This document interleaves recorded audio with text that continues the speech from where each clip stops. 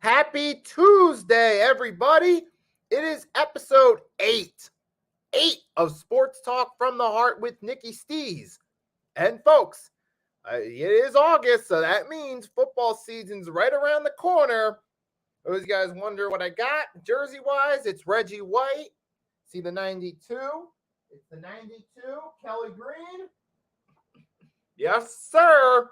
And obviously, I think you guys know one of the subjects I'm going to talk about here in this one based off the jersey. So I'm going to get to that in a minute.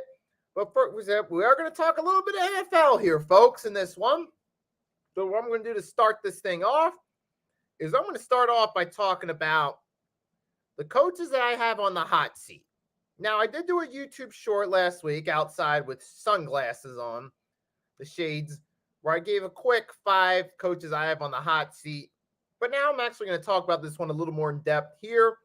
Let's get right into it. I compiled a small list of coaches that I think are on the hot seat for the 2023-2024 NFL season for one reason or another. It could be either because of ownership, it could be because of because of poor year the year before, but let's get right into it. So the first one I got on the hot seat is Washington Commanders head coach Ron Rivera.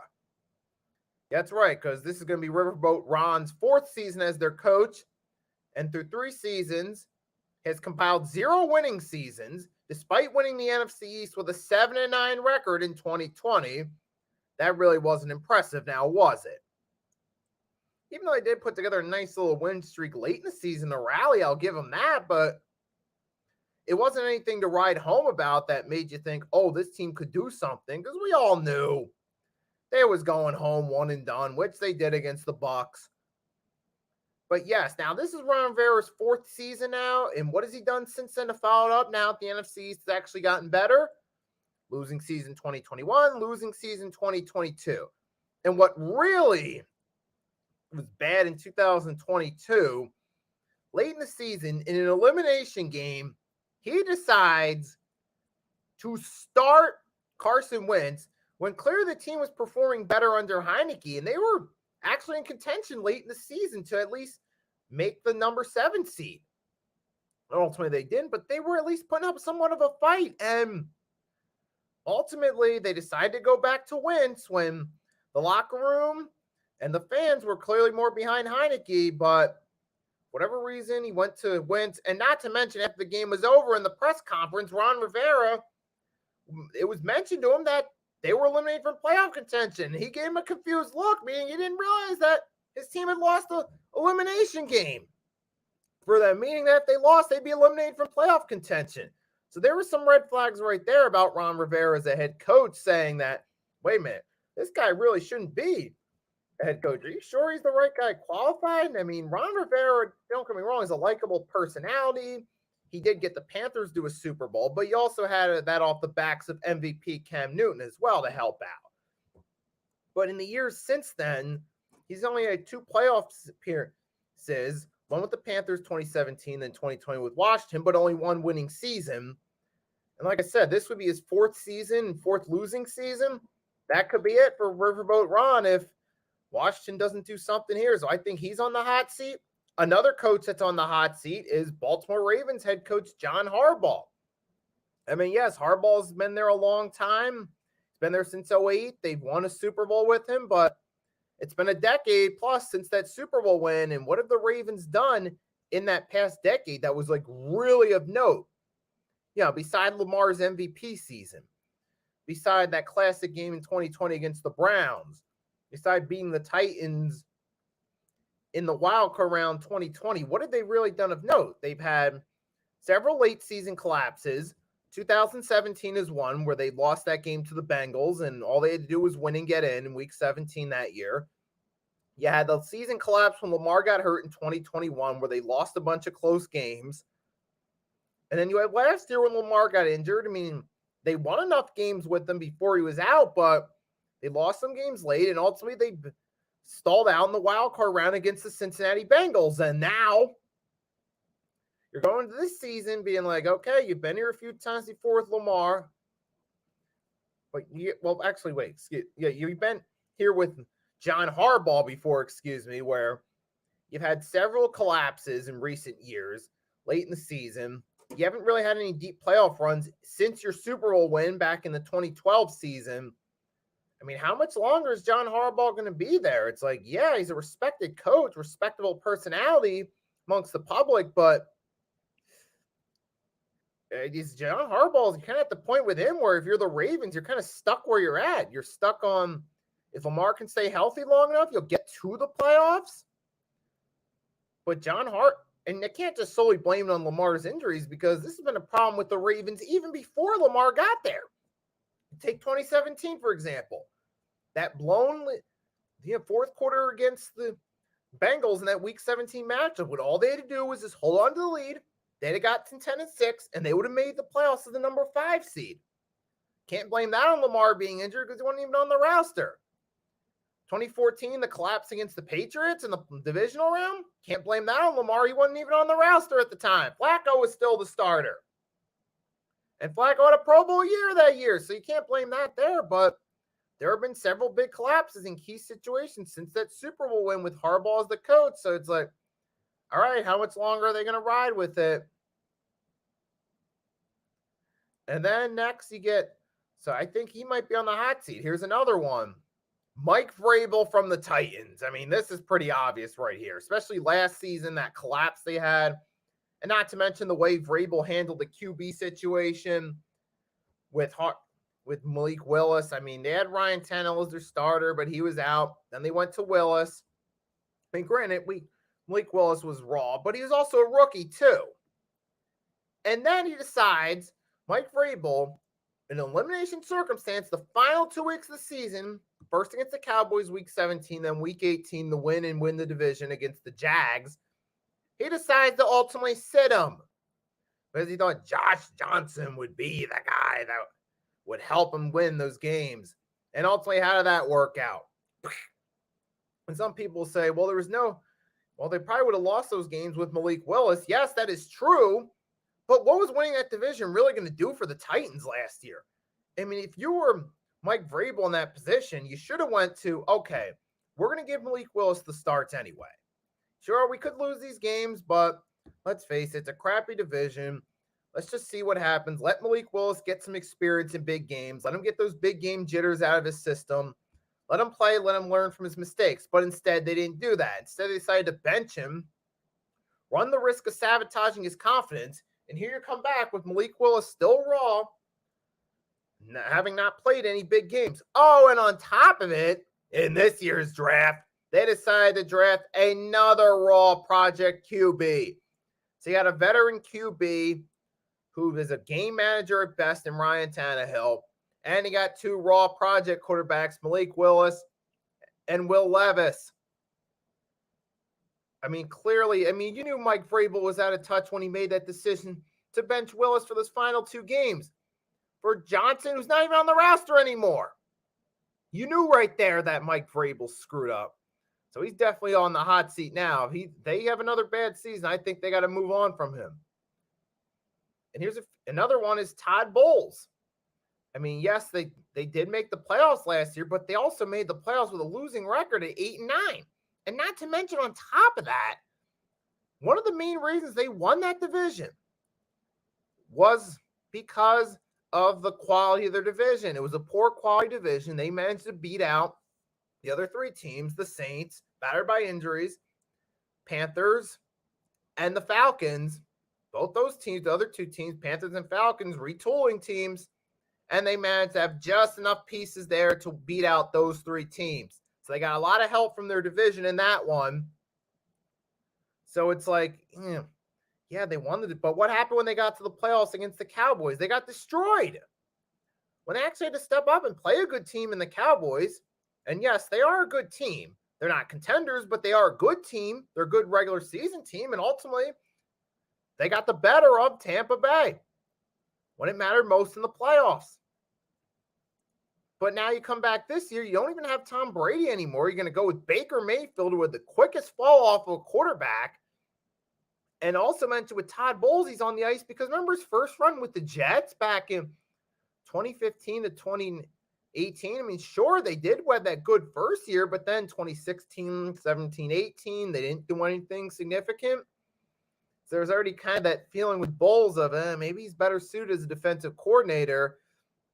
And that first year in Tampa, yes, that was in part Brady being get past the hill, yes. But Todd Bowles didn't really do anything to impress us either in that. So I think Todd Bowles is definitely on the hot seat for this one.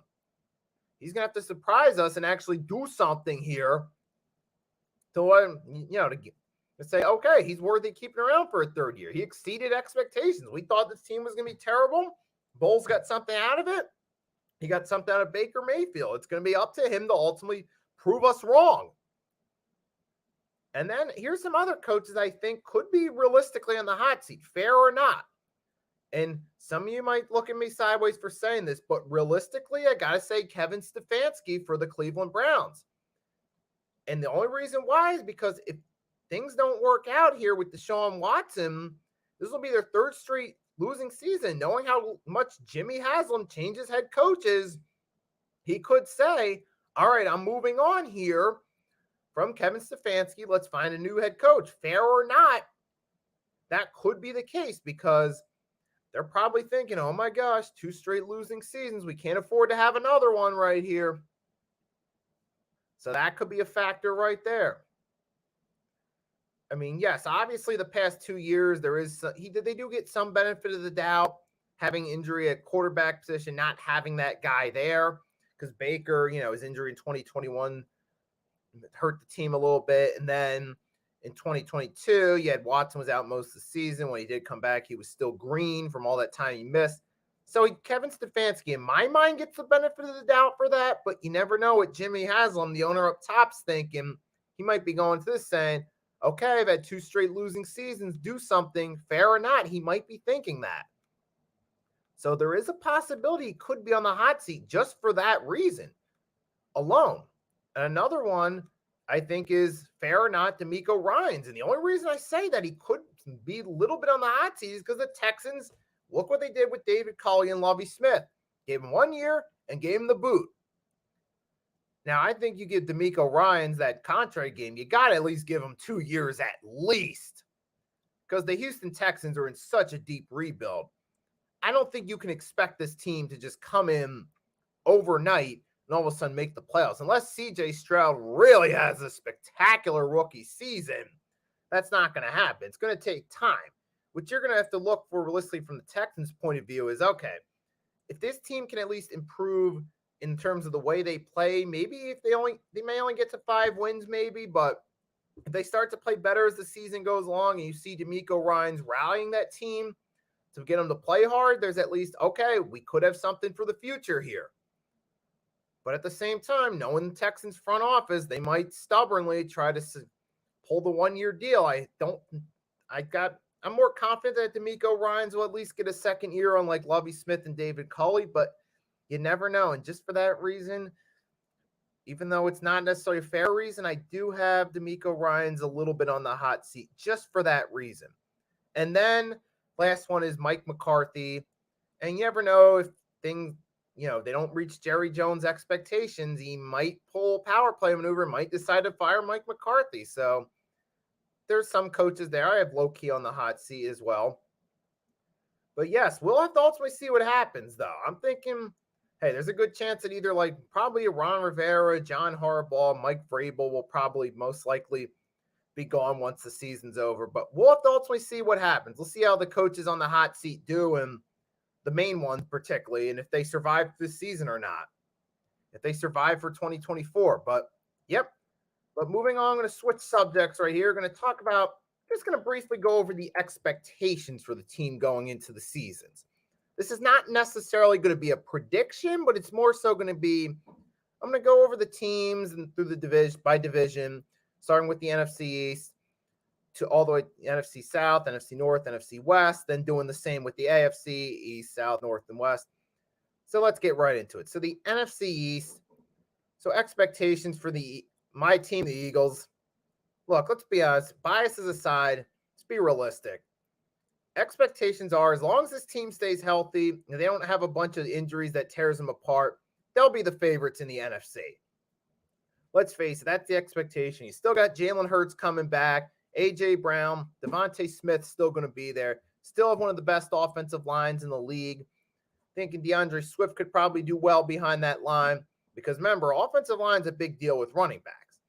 And the defense, okay, you don't have the same players as last year, but you still got some of the same faces back, like Hassan Reddick, Josh Sweat, Brandon Graham. They do have James Bradbury back there. So you still got some good names back there. And plus, you could be possibly talking about Jalen Carter getting thrown in. Maybe even Nakobe Dean gets some more playing time and does something. Maybe Jordan Davis gets used more this time around. He does good.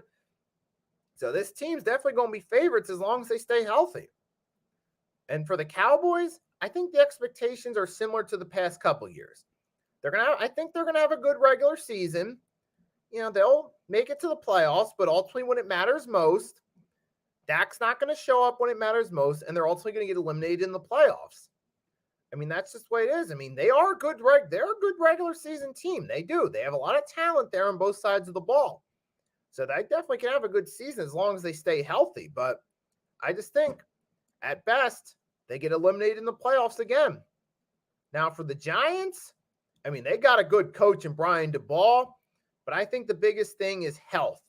Because you saw it last season when mid-season, they got some big injuries. They dropped a few games, and their record slid down a little bit. So I think the biggest thing is they're going to have to stay healthy throughout the season. If the Giants get battered with a bunch of injuries early, they could be fighting an uphill battle. So I think that's going to be the big thing. Another big thing is Saquon. Can Saquon stay healthy? That's the big one right there for the Giants. So, I mean, Daniel Jones, yeah, he got that contract, but I kind of see like Blake Bortles' big contract in 2018 all over again with Daniel Jones. He's not really that guy. I just think the rest of the team around him and the coaching helped him out most last year. I mean, Daniel Jones did have a good game against the Vikings in the playoffs. He had a few other solid games. So he wasn't horrible, but I don't think he's that dude. So I think it's all going to come down to their health to how far they make it. But I do think Daniel Jones being their quarterback will at some point come back to bite them. For Washington, I think it's going to be similar to last year. They'll be competitive, but I don't think they're really going to go far, especially having to go against the Eagles, Giants, and Cowboys. I don't think they will, unless Sam Howell surprises everyone, or maybe some of the other teams in that division get battered by injuries. Maybe the Commanders have a shot there, but I think that's the only way. The only way is Sam Howell plays good and one or two of the other three teams in that division get hit by injuries. Now moving on to the NFC South. NFC South Saints, I know a lot of people see them as the favorites. They think Derek Carr will help them out. But here's the thing. Remember the last couple years, they got hit by injuries. They looked like they could be a good team on paper, 2021 and even 2022. They looked like they could be a decent team on paper, but it didn't mesh up. Now, to be fair, in 2021, they still won 9 games in spite of it. But I think that part had to do with Sean Payton. But then last year, not so lucky. So I'm thinking the Saints, maybe because their division's bad and there's a lot still rebuilding in that division, I think maybe if they stay healthy, they couldn't win the division, but they're not going to go far if they do. And I think the same argument can be made for all 4 teams in that division. Panthers, same thing. Now, as far as the season, I think it all depends on how Bryce Young's rookie year goes for the Panthers as to whether or not they can win that division. And the Bucs, I think they're going to be on the down year. I think this is going to be the start of a tank in a rebuild for the Bucs. That's what I think personally. Unless Baker Mayfield returns to form, which I don't see happening, I think the Bucs are going to be on the downswing. Falcons might just be middle of the pack again. I mean, I've been breezing through that because there's not much to say. NFC North now. This is going to be a little more interesting division. The Vikings, I think they'll probably make the playoffs. I think Kevin O'Connell's certainly better than Mike Zimmer. He could at least get them to the playoffs, but how far are they really going to go with Kirk Cousins? I mean, really, you're not going to go to the promised land with him. If you got a good roster and a good coach and Cousins is your starting QB, you're going to the playoffs, but you're not going to go far when you get there. So I just leave it at that. The Bears, I do think the Bears will be better this year, but I still don't think they're quite ready to make that. I mean, they'll improve, but they're not ready to make that next step to playoff mixer contenders. So I just think but I do think they'll be better this year as long as their key guys stay healthy. And the Packers, it's all going to depend on what Jordan Love does. I mean, you got Matt LaFleur's a solid coach over there. If Jordan Love can come in and play better than Rodgers did last year, this team might have a shot at the playoffs or maybe possibly winning their division. But I think it's going to come down to how Jordan Love does. That's going to be the big factor right there. So however Jordan Love does, I think it's going to play a big role in that. And the Lions, they're an interesting team going into the season. This could either be the year they take that next step and finally put themselves in the mix, maybe, or they could just have like a 8-9 win season again. It could be one of those things of, okay, Dan Campbell's a likable coach, but is he really the guy that's going to get you to the promised land? I think so. It's a big question mark right here. I think it's going to go either one of two ways with the Lions. Either they take that next step or they stay at a similar level they were at last season.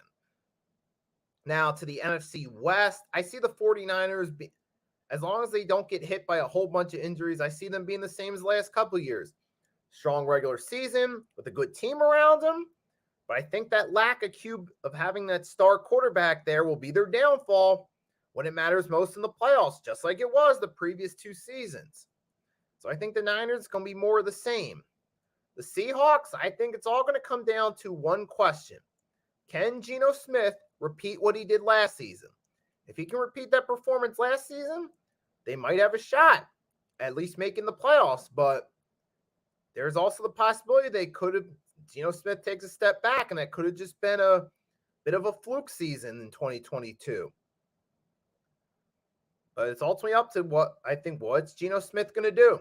For the Rams, if Cooper Kupp, Matthew Stafford can stay healthy, there's a possibility the Rams could maybe be the shocker of the NFC in terms of the team you're not expecting much from that makes the playoffs. They might be the shocker. Maybe. But we'll ultimately have to wait and see on that one. For the Cardinals, I don't have any high expectations for the Cardinals. You got Kyler Murray's going nowhere. I mean, Kyler Murray's not going to be there for a while. He's going to be gone most of the season. What are you going to get out of it, really? I mean, yeah, this is going to be a tank year for the Cardinals. Now I'm going to switch gears, move on to the AFC. AFC East, the Bills. I see the Bills similar to the past couple of years. Strong regular season, win the AFC East again, but fall short in the playoffs against better teams. Jets, I'm thinking they could be middle of the pack like last year. Substitute Wilson for Rodgers. Or maybe they do a little bit better than expected to make the playoffs. I'm thinking it's going to be either at that, one of those two for the Jets. That's what I'm thinking. The Dolphins, now on paper, this should be a good team, and they will be a tough team in that division, but the question is, can they stay healthy?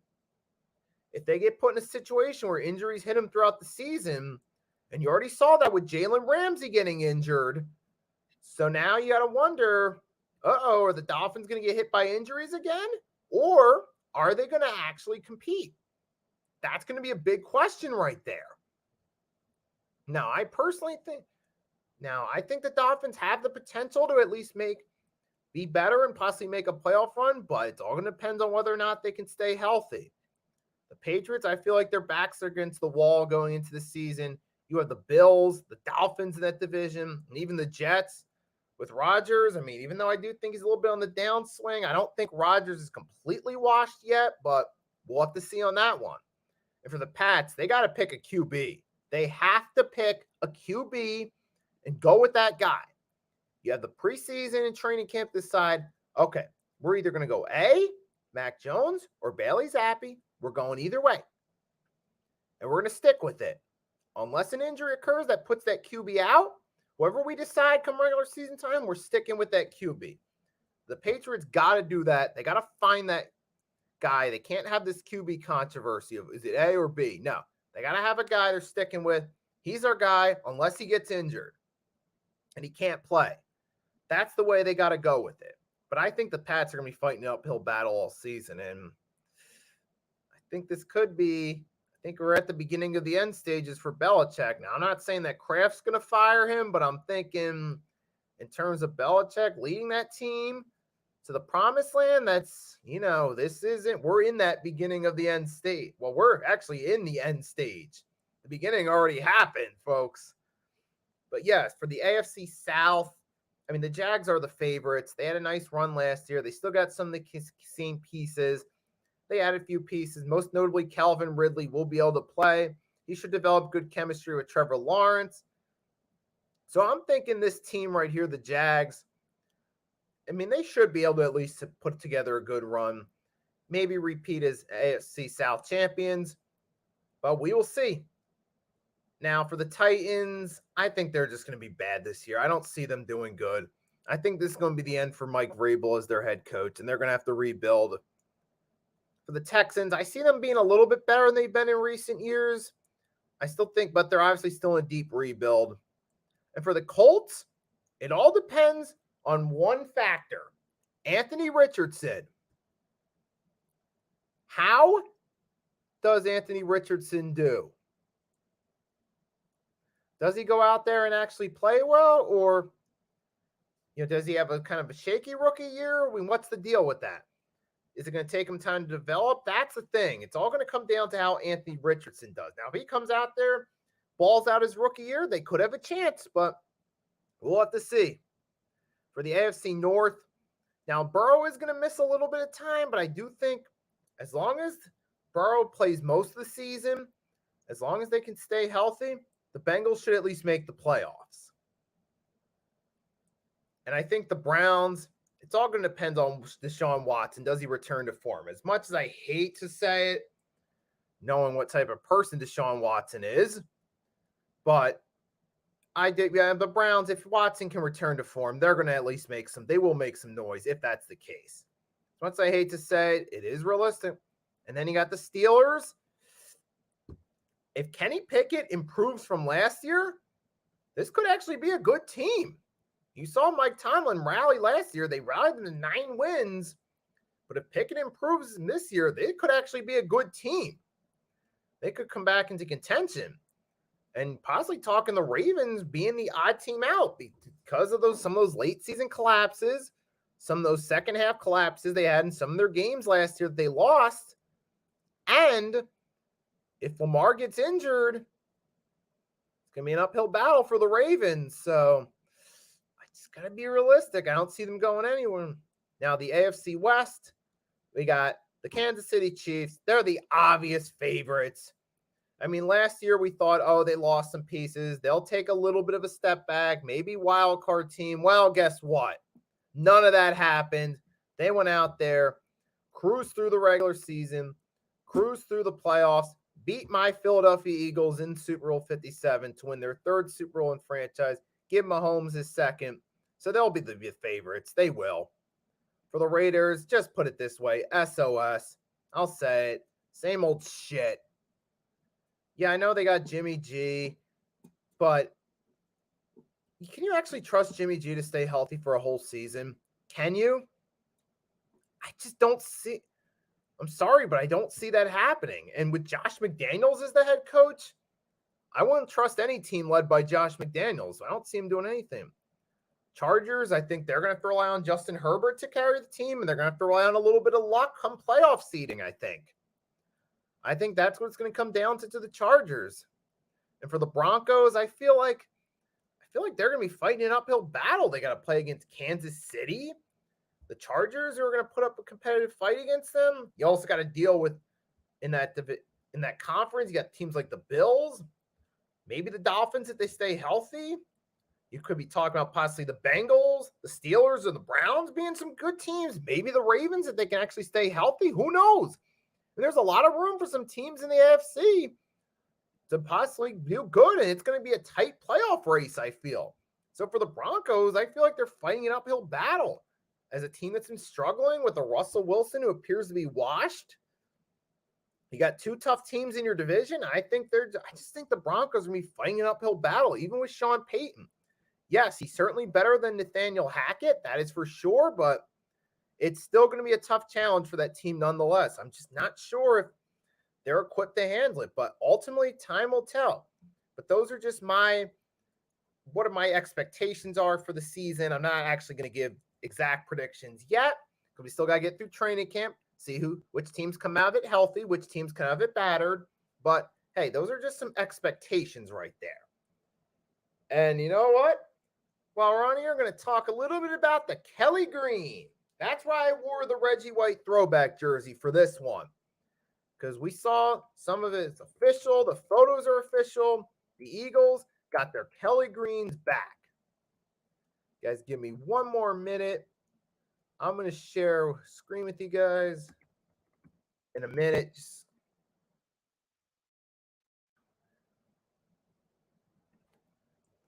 So if I can just find some of the... So here we go, the Kelly Green. You guys have all seen some photos right now. I'm just going to show you one from from Instagram. Eagles Nation 1933. All right, this is the first photo I found of the Kelly Green. You see Jalen Hurts there. That photo shoot looks awesome right there on him. Now, the reason I'm not going to share the link to my Instagram is because I'm really not using it. Like, I'm not posting on it. I'm not sharing anything. I'm just using it to look at some sports stuff, really. I'm just using it for some of my shorts. That's all. Just using like it as a background to record my shorts. So that's why I'm not sharing and share the link to my Instagram. But nevertheless, though, yep, you see that right there. And I'm sure you guys have seen some of the photos by now. You have Brandon Graham rocking the Kelly Green. Jalen Hurts, we were reading the Randall Cunningham magazine, rocking the Kelly Green. I mean, and they're going to use it for 2 games. They're going to use it for the Dolphins and the Bills games, which, hey, that'll at least get the fans looking forward to it. That could help sell tickets, which I think that's a smart business move. Reveal ahead of time, hey, we're bringing out the Kelly Greens. We're bringing out for this game, and I think that'll help sell tickets for those home games against the Bills and the Dolphins. I think that's a smart move right there by the Eagles to unveil that. But hey, the Kelly Green's back for all the fans that wanted to see it, especially the old school fans. Well, you got your wish. It's not back permanently, but hey, it still counts, right? You can still buy jerseys with it. So that's going to be cool right there. But hey, I mean, all these NFL teams, obviously, they're doing their throwbacks because they know it's going to sell. And they know they're going to make money at the concession stands off of it. So this is a smart business move by all the teams, but in this case, particularly by the Eagles, bringing back those Kelly Greens. So it's going to look cool on them come game time. But so, yeah, we'll have to see what happens when we get there. But yeah, I mean, it's not much else really to talk about. I did want to acknowledge briefly that Eli Apple going to the Dolphins. I mean, I figured that guys like Eli Apple, they would get signed if some big star in their position got hurt and a team needed to fill that void immediately. And that's what happened. Jalen Ramsey injured. He's been gone most of the year. Dolphins needed a defensive back to fill that void. Excuse me. And they felt like Eli Apple, okay, he's at least respectable enough veteran to fill that void. So they bringing him in. And yeah, but yep, that's all I really got for football for now. I mean, once we get a little bit closer to the season, I'm going to talk more and actually give some predictions. And I'm also going to be in some of the upcoming episodes talking about the Eagles, some of their roster moves they're making, and how things are looking at training camp in the coming episodes. So be on the lookout for that. So that's all I'm going to talk about football. But there is one last thing I wanted to talk about, switching subjects. So for those of you guys that saw episode 7, you guys remember I talked about the Errol Spence, Terrence Crawford boxing fight to unify the welterweight championships. I'm just going to give you a brief recap of that. So it happened Saturday night at the T-Mobile Arena in Las Vegas. Terrence Crawford put on a clinic against Earl Spence Jr. Yet Crawford came out with Eminem and his entourage with a recorded Lose Yourself playing in the background. I thought maybe Eminem would perform live, but he didn't. But nevertheless, big fight in the boxing world went down. Crawford dominated. His first round kind of sluggish, but second round he knocked him down, counter jab and a straight left. And then Crawford dominated the rest of the fight with his jab, and he just all-around skill and knocked him down twice in the seventh. Finally, in the ninth, the ref waved it off. Terrence Bud Crawford's the undisputed welterweight champion, and right now considered the king of the boxing world, similar to what Floyd Money Mayweather was before that, or what Roy Jones Jr. was before that. So it's nice that the sport of boxing actually got a big fight out of it from their regular fighters, not a celebrity fight. And there's going to be another celebrity fight coming up with Jake Paul and Nate Diaz on Saturday. That's going to draw them some attention. It was nice for their sport. They finally at least got something out of it from from their regular fighters. They got a big fight out of it. Now, could this possibly lead to a rematch down the line? Oh, it's possible because they know it'll be a draw. I'm sure there could be millions on the table for both guys if they do have a rematch. That's a possibility. Maybe one day Tank Davis moves up from 140 to fight Terrence Crawford, feeling he has nothing to prove. That could be a big draw sometime, maybe 2024. So there's some potential for some upcoming big fights there. But we'll have to see what happens there. And really, there's not much else to talk about for this episode. Came in, said everything I was going to say. Wanted to come on here and talk about the NFL now that training camps are officially open. Give you my expectations, who I feel is on the hot seat coaching-wise going this year. Already covered that. Talked a little bit about the super fight. Followed up since I talked about it last week. And not much else to say because NBA, it's slow season for the NBA. There's really nothing special going on there. I mean, most of you guys watch for my NFL and NBA content, so there's not really much to talk about. So I'll stop right there to say to everyone that stopped by, thanks for stopping by. Hope you enjoyed this episode. If you haven't done so already, drop a like and subscribe. Hardcore Sports Network and Nicky Steez channel. If you haven't done so, I'll put the links to the channel in the comment section for those of you that are catching it on the replay. Yep, so that's all. I hope you enjoy the rest of your Tuesday, or if you're catching this on Wednesday, or whatever time you're catching it. And until next time, Nicky Steez, signing off.